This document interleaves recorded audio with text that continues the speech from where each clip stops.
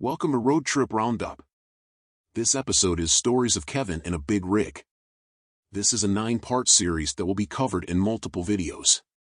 Make sure to check the channel for a playlist that includes the entire series, and please like and subscribe so we can continue to make more videos every day. Without further ado, Part 1 of Kevin in a Big Rig, written by Strong Bad Jr. Called, Kevin Violates Parole. A few years ago, I was a driver trainer for a large trucking company. Basically, my job was to take newly minted truck drivers and teach them how to handle themselves in the real world. Sometimes, it was easy, other times it was like teaching a fish to play tennis. One of my students, the Kevin of the story, was so dense he made a lead brick seem like a feather pillow.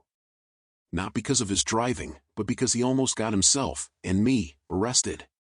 Here's the story. Kevin was on my truck for about 3 weeks. He wasn't the worst student I had, another Kevin has that honor, but he was far from the best. At week 2, we end up stuck in Salt Lake City, Utah after delivering a load. It was a slow time of year and SLC had always been a sparse area for outgoing loads, so I expected to have to wait to leave out. Not a big deal, I needed the downtime. Kevin, from out of nowhere, started to seem anxious about something.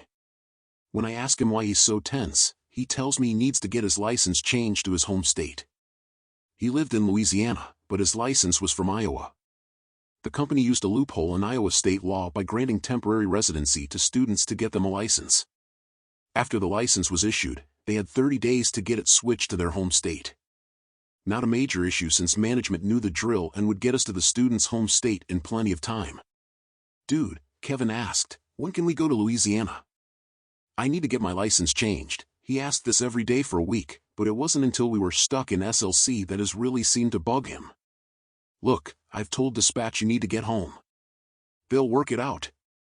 Just relax. He didn't. After 3 days, we finally get to leave SLC bound for Chicago. It takes a few days, and the entire trip, I can tell he's getting more and more nervous. Eventually, he can't talk about anything else except how he needs to get home. He was getting pretty annoying. We make our delivery in Chicago and get another going to Laredo, Texas. Normally, we would have gone through Houston, Texas, but this happened during the massive floods and I knew going that way would be a bad idea. Fortunately, I found a way that would avoid the flooding and get Kevin to his hometown. Better still, we would have enough time for him to get a ride to the DMV, get his license changed, and still make delivery in plenty of time. Win-win-win.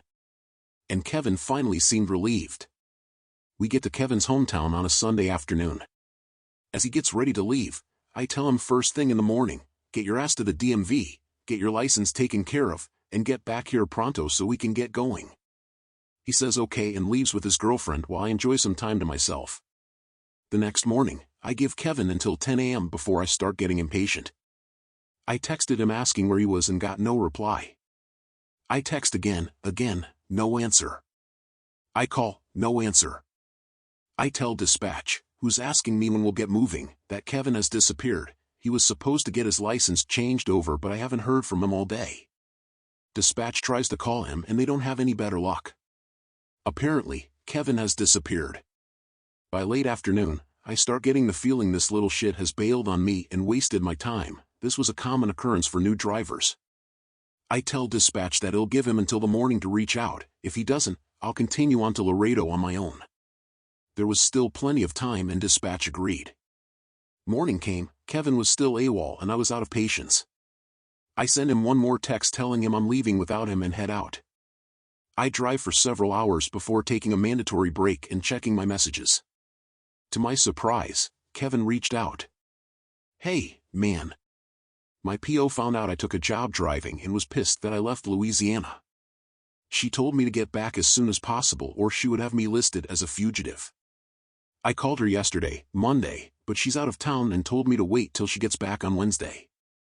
I'm completely shocked. PO, as in parole officer? Kevin, are you telling me you're on parole and leaving the state without permission? Yeah, I was in jail for selling dope. I got parole for 2 years. I didn't think it'd be a big deal since I was working. Dude, you violated your parole. You'll be lucky if you don't end up back in jail. Well, my PO said she wants to talk about it Wednesday. Yeah, I imagine so. You better get in touch with dispatch and let them know so they can work something out. I end the conversation and continue on to Laredo. I deliver the load and pick up another headed to Atlanta, Georgia Thursday. I call Kevin to find out what the deal was. He tells me that his PO gave him the okay to keep working. I assume you have some kind of official document that says that. I tell him. No. She didn't give me one. Then you better get one because there is no way in hell I'm leaving the state with you unless I have something from the state saying it's okay. Why? Because, dumbass, if I carry you across state lines knowing you're violating parole, that makes me an accessory to a felony. I'm not going to jail for your stupidity. Oh, okay. I'll ask her. I tell Kevin when and where to meet me. I tell him that if disappears again, I'm not coming back to get him. He says he understands. I get to the location when I said I would. And he's nowhere to be seen. I text, no answer. By this point, my patience for this clown is completely gone. I tell dispatch I don't trust this guy's word and I'm not taking a chance on him lying to me. I leave out again and head for Atlanta. Kevin does reach out. 6 hours later and wants to know if he'll come back for him. I tell him that he has lied 3 times and acted so shady that I can't trust him to do the right thing. If he wants to finish his training, he can sort something out with management, but there's not a chance in hell that he will see me again. Fast forward a few months. I found out from dispatch that Kevin's PO had not given him permission to leave the state again. Apparently, I made the right call by leaving him there. Fortunately, they weren't interested in prosecuting me. I have no idea what happened to Kevin, but I imagine he did something else that was stupid and landed back in prison. As for me, I took a break from training after the whole debacle. This Kevin wasn't the only one I had during my time as a trainer, and he definitely wasn't the worst. But for dragging me into his parole violation, he is firmly in the top 10. Kevin in a Big Rig Part 2, First Day, First Kevin. First of all, a big thank you to everyone who upvoted and commented on my first post in the Stories About Kevin subreddit titled Kevin Violates Parole. I can't begin to tell you how humbled and honored I am that people have found the tales of an old truck driver interesting. As requested, I decided to post several of these stories in a series. I've decided to call the series Kevin's in a Big Rig. And I hope you all enjoy it. If you haven't read Kevin Violates Parole, I'll include the link below. And now, for Kevin's in a Big Rig Part 2, First Day, First Kevin. The first Kevin I encountered when I became a truck driver was, by far, the absolute worst. To say that he was dumb as a box of hammers would be insulting to the hammers. Even now, 6 years later, I can scarcely believe the majority of the things this guy did that ranged from really, dude, to oh my god, how can you still be alive being so dumb? The worst part is that I had to share a truck with this guy for early 3 months, including trying to sleep with him driving an 80,000 pounds vehicle without adult supervision. Please keep that in mind as the story progresses. When I met this Kevin, I'll refer to him as First Kevin for First Kevin. I had just completed my 6-week training period with my driver trainer after I received my CDL. The standard policy of the company was to pair 2 drivers who lived relatively close to one another so that both drivers could take home time at the same time. We typically stayed out on the road for weeks, sometimes months at a time working constantly. Unfortunately for me, First Kevin was the driver that lived closest to me at the time who had no co-driver at the time. So I get paired with First Kevin and the first day, I could feel the stupid vibes pouring off of him. I was born and raised in the southeastern US, and, even to me, calling this guy white trash would be an understatement. He bragged about his family being big in the KKK, but he accepted his driver trainer who was black. But being a new hire and bottom rung of the ladder, I shrugged it off. The first day First Kevin and I are paired up, we pick up a load going to the LA area. First Kevin, thinking that because he has a whopping 2 weeks more driving experience than I do, that he should be the one to take the first shift because I don't trust you yet. I should explain, this was not his personal truck, it was owned by the company and he was not a supervisor of any kind. I didn't care, so I rode shotgun for a bit. As soon as First Kevin starts driving, I'm immediately grateful for the driver trainer I had. First Kevin reminds me of my time at CDL school when I would be in a truck with 4 other students and an instructor. Student truck drivers are notorious for being clumsy behind the wheel, but they tend to find their groove while out with a trainer.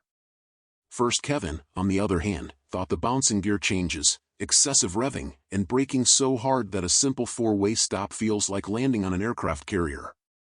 I wasn't very experienced, so I thought nothing about it, for long. We get fuel at a nearby truck stop and head west. Once we're on the interstate, I noticed that First Kevin keeps picking up a spiral-bound notebook, looking at something, then putting it down. He does this every few minutes for about an hour before I ask what he's looking at. First Kevin gets a shit-eating grin on his face and hands it to me. It's the route the company sent us. You know, since we're company drivers, we have to follow the company route. Okay, so why do you keep looking at it? The next turn off is at least 200 miles away. Yeah, but I keep forgetting. Note that First Kevin had a perfectly good truck-specific GPS in the truck and the route was programmed in. You programmed the GPS, right? I ask. Just follow that. It's telling you the same thing as your notes. He mumbles something about how it's so important that we follow the company route or we'd get written up and he was gonna do everything right and blah blah blah. I just let it go. So we're still going down the interstate, First Kevin driving and religiously checking his precious notebook every 5 minutes. It's around rush hour and we were in a fairly large populated area. I start seeing signs of road construction and traffic is beginning to stack up, but First Kevin is still looking at his notebook and not slowing down. Traffic is quickly becoming bumper to bumper and First Kevin still hasn't seemed to notice. It's then that I see the issue. The 2 left lanes are closed due to construction. First Kevin is driving in the center left lane of a 4-lane section of the interstate. The far left lane is already closed and the center left, the lane we are currently in, is about to close in less than a mile. First Kevin, still reading his notebook, drives right up to the point where the orange barrels mark the start of the lane closure. Dude, get over. I tell him and instinctively check the passenger side mirror to check for traffic. It's then that I notice the other semi, hauling ass up on our right side. First Kevin looks up, sees the barrels, and, no signal, no mirror check, just merges right. Whoa whoa whoa! I yell just as the other truck blows past, rearing down on the air horn. I briefly glimpse the other driver's face and he is pissed. Not that I blame him. First Kevin looks sheepish and starts mumbling something about idiot drivers, but at the time I'm still trying to keep from going into a full-on heart attack.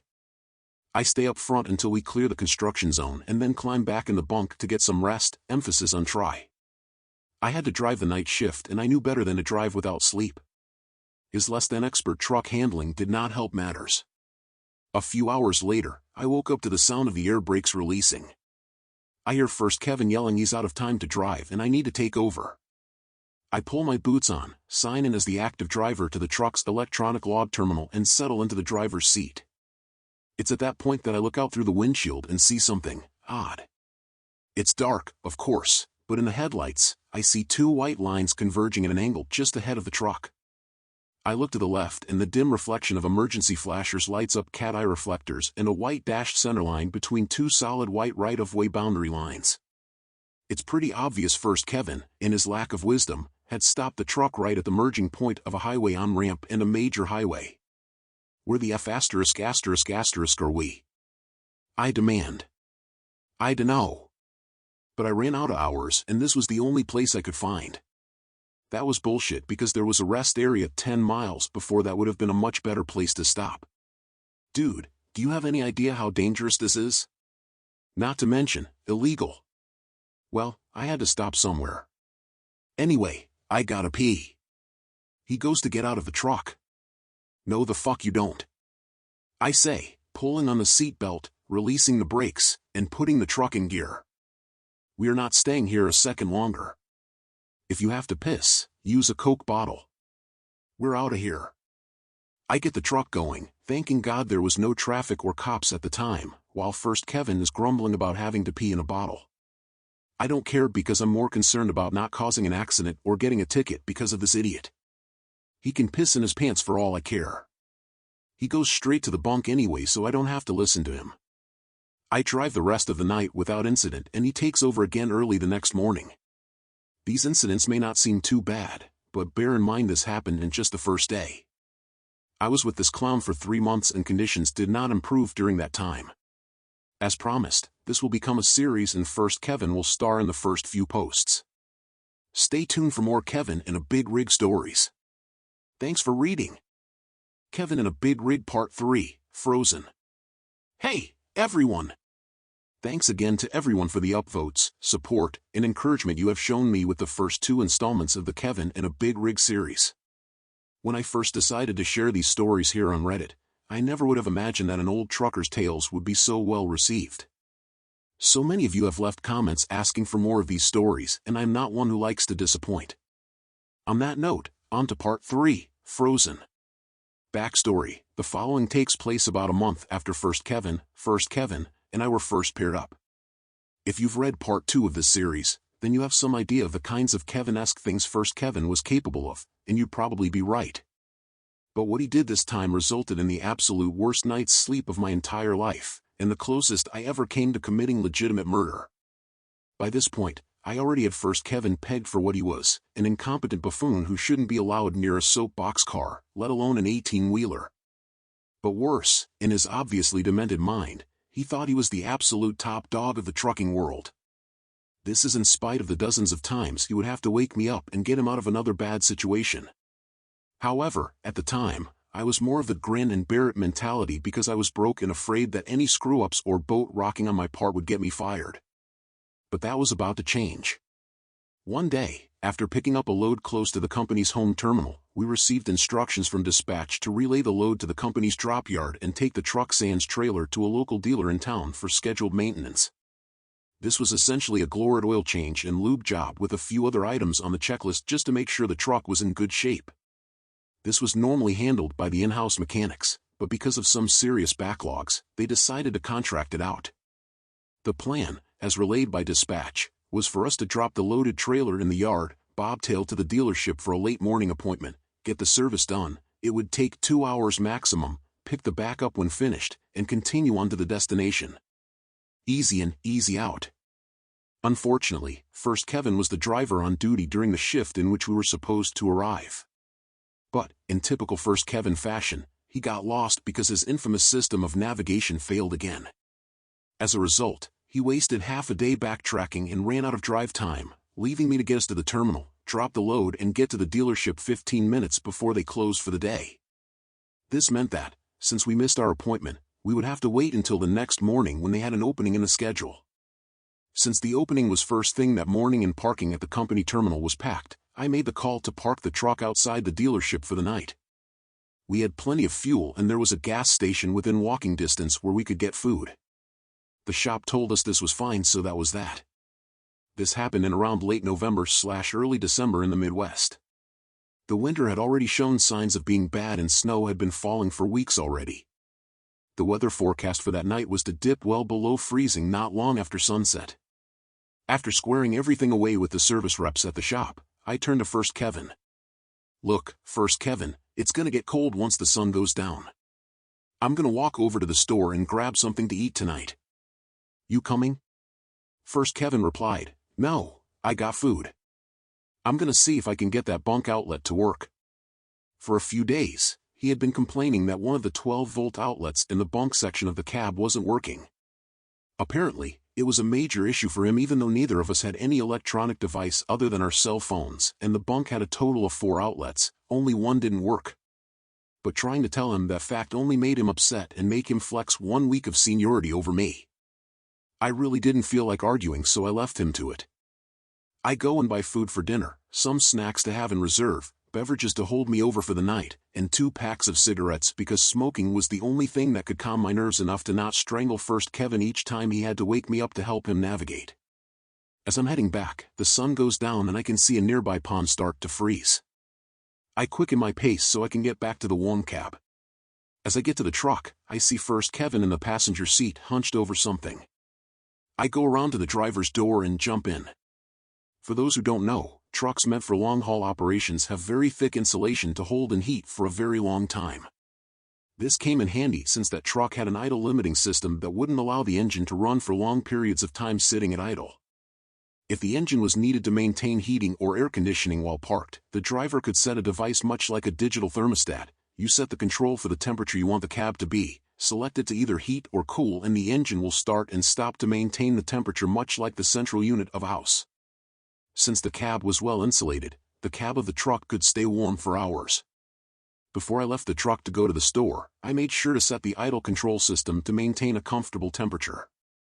When I got back, however, I couldn't help but notice it was colder than when I had left it, much colder. What was strange about that was that the engine was running fine. Naturally, I checked the temperature controls on the dash. They were set to full heat and full fan. And that's when it hit me, there was nothing coming from the dash vents. The blower fans were dead quiet. I looked over at first Kevin, who, I just noticed, is poking around with the fuse panel that was hidden behind the rear panel of the glove box. First Kevin, why is the heat not working? I dunno. It stopped working when I was checking the fuses. That led me to my second question. Why are you messing with the fuse panel? I was trying to get that outlet to work. As you may know, most vehicles have fuse/relay panels, one underneath the hood in the engine compartment and another inside. Trucks are the same in that regard, except they have a lot more fuses than the average passenger car. One thing that was stressed heavily during my training was that the fuse panel inside the glove box of the truck was strictly off limits. This is because if someone goes about carelessly pulling fuses looking for a bad one without first disconnecting the power, it could cause a surge through the panel and short out other circuits. Since the fuses in the glove box controlled vital circuits such as external lights, dashboard instruments, and engine controls, messing around with them could lead to major issues. Also, the dash blower motor circuit was also fused in that same panel. And first Kevin had been messing with it. It's hard to remember what I was feeling at the time: anger, hate, panic, homicidal rage, all of the above? Oh, fuck! I exclaimed as jump into the bunk area. I checked the thermostat. It's showing 58 degrees Fahrenheit 14.4 degrees Celsius when it was set to 73 degrees Fahrenheit 22 degrees Celsius. I checked the vents in the bunk heat controls and turned them full heat and full fan, but, sadly, nothing. We were in a truck with no heat and near freezing conditions. To make matters worse, the shop at which we were parked was already closed. We were in trouble. I grabbed the truck's computer and sent an urgent message to dispatch, telling them that our heater isn't working and the temperature outside is dropping fast. First Kevin is still mumbling about the outlet. Will you forget about that goddamn outlet? We have no heat. Don't you understand that? He said something, but the computer signaled an incoming message. Truck 1234, you have access to your truck, so we can't get you a room. I tell dispatch again that the heater isn't working and it's getting colder by the minute, but they said company policy meant we had to stay in the truck. We were screwed. I turn to first Kevin and say, close that fucking glove box, and don't even think about opening it again. At this point, even he realized he screwed up royally. We were stuck in a cold truck for the night. Neither of us has enough money to afford a hotel room and, short of starting a bonfire inside the truck, we were in for a cold, cold night. I quickly eat my dinner and stow my food away. I then dig through all the clothes I had with me, looking for every stitch of warm clothing I had and layered up as best I could. I ended up wearing 2 long-sleeve t-shirts, a pullover hoodie, and Carhartt jacket with 2 pairs of jeans, 2 pairs of socks, heavy-duty work boots, and 2 pairs of jersey work gloves with a fleece blanket for cover. The entire night, I don't think I slept for 2 consecutive hours. Despite wearing what felt like a week's worth of clothes all at once, the cold air still permeated through. I stayed curled in the fetal position for the entire night, shivering so hard I could feel the entire truck shake. Each time violent shivering or chattering teeth brought me out of sleep, I would look at the thermostat control. By midnight, the temperature was well below freezing and, with high winds that had come up, the truck was only getting colder. I can remember feeling disgusted each time I woke up and not seeing sunlight. At one point, I honestly believed that I wouldn't survive the night due to hypothermia. Finally, at about 6 a.m., I woke up for the last time and decided to go outside. Not because it was any warmer, but because the gas station I went to the evening before opened at that time and all I wanted was a little heat. I didn't wake first Kevin, honestly. I wouldn't have cared if he was dead, for the hell his stupid ass just put me through over a power outlet. I walked to the store, looking like a vagrant with withdrawal symptoms from shivering so much. When I walked into the store after that long, bitter night, I wanted to cry because the heat felt so nice. The cashier gave me a puzzled look but saw my baseball cap that had my company's logo and let it go. I bought 2 cups of piping hot coffee and a warm breakfast. I took my time savoring every bit of it. Since the station had a dining area and wasn't busy, I really wasn't in any hurry to get back. I sat in the station for about 2 hours before I had to head back. The shop opened at 8 and I wanted to get the truck in the shop and fixed ASAP. I get a third coffee for the walk back and get over to the shop just as the office is opening. First Kevin is waiting outside and sees me holding my coffee. He asked where I got it and I pointed to the gas station. The rep opens the door and we go inside, check in with the desk and hand the truck key to the technician so he can get started. First Kevin, who was useless when it came to things like this, went to the lounge area. I made sure to tell the tech about the fan and asked if he could check it out. He said he would. I signed the paperwork and head to the lounge. In the lounge, First Kevin looks frustrated. He wanted coffee, too, and was disappointed to learn that, since the shop just opened, the office staff hadn't made any in the lounge yet. Well, walk over to the gas station and get one, I say, trying not to snicker. You know I can't walk that far. Why don't you go get me one? He asked, indignantly. I should point out that First Kevin had a bad leg due to, if you can believe it, a bad car accident. I know, big shocker. At first, I felt bad for him, being partially disabled, but by that point, after everything I had endured because of his stupid ass, I was tempted to damage his good leg so they would be a match set. Because I signed the truck in.